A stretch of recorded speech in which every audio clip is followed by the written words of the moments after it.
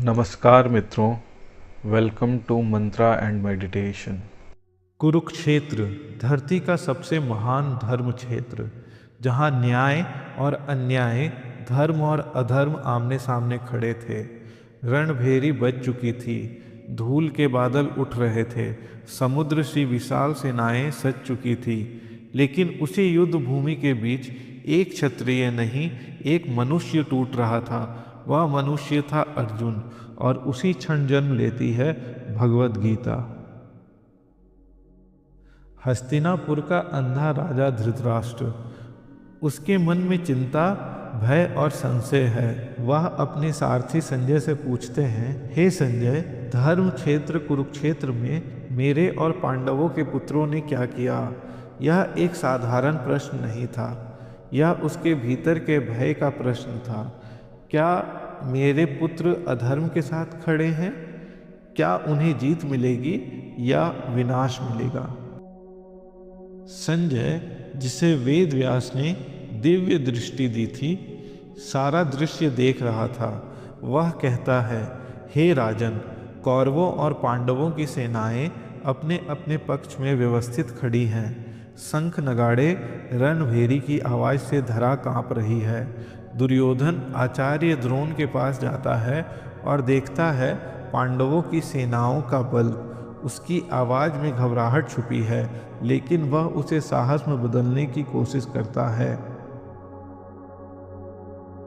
एक तरफ भीष्म पितामह, दूसरी तरफ द्रुपद का पुत्र धृष्टद्युम्न, एक तरफ कर्ण दानवीर अदम योद्धा, दूसरी तरफ अर्जुन गांडीवधारी कृष्ण के सखा, एक तरफ दुशासन शकुनी कृपाचार्य, दूसरी तरफ भीम नकुल सहदेव और युधिष्ठिर। सेनाओं की संख्या 11 अक्षौहिणी बनाम 7 अक्षौहिणी।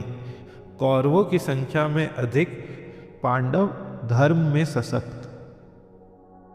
अर्जुन भगवान श्री कृष्ण से कहते हैं, हे माधव, मेरी इच्छा है कि मैं युद्ध करने वालों को देखूं। मुझे पता चले कि मुझे किन किन योद्धाओं के विरुद्ध धनुष उठाना है। कृष्ण हल्की मुस्कान के साथ रथ को दोनों सेनाओं के बीच ले जाते हैं। वे रथ रोककर कहते हैं, हे पार्थ, देखो, यहाँ जो एकत्र हुए हैं वे तुम्हारे ही कुटुंबी हैं। अर्जुन के सामने हैं पितामह भीष्म, जिन्होंने उसे बचपन में घोड़े पर बैठना सिखाया था।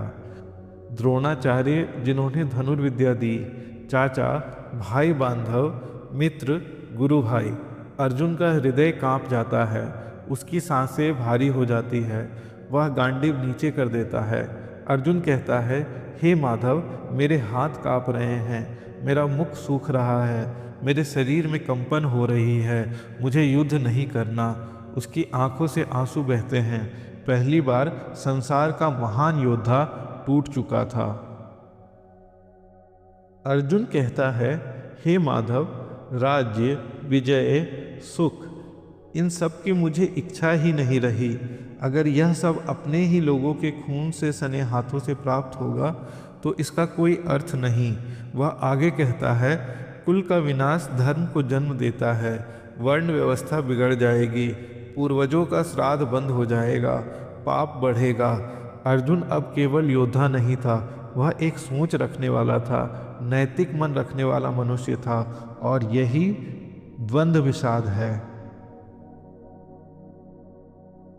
अर्जुन अंत में गांडीव नीचे रख देता है, रथ के पिछले हिस्से में बैठ जाता है और कहता है, हे माधव, मैं युद्ध नहीं कर सकता, मेरी बुद्धि भ्रमित है, मुझे कुछ समझ नहीं आ रहा। यह केवल एक योद्धा का हार मानना नहीं था, यह मनुष्य के भीतर की हर कमजोरी का प्रतीक था। और यहीं से गीता की शुरुआत होती है, क्योंकि जब मन संकट में हो तभी परमात्मा का ज्ञान उतरता है। अध्याय 1 हमें सिखाता है, जीवन में सबसे बड़ी लड़ाई बाहर नहीं, भीतर होती है। अर्जुन शक्ति का प्रतीक है, लेकिन मन के भ्रम से वह भी टूट गया। जब निर्णय कठिन हो, जब रिश्तों और कर्तव्य के बीच द्वंद्व हो, तभी कृष्ण का मार्गदर्शन आवश्यक होता है। विषाद, उदासी, भ्रम, ये कमजोरी नहीं है, ये ज्ञान प्राप्ति का पहला कदम है। इस प्रकार समाप्त होता है अध्याय 1 अर्जुन विषाद योग।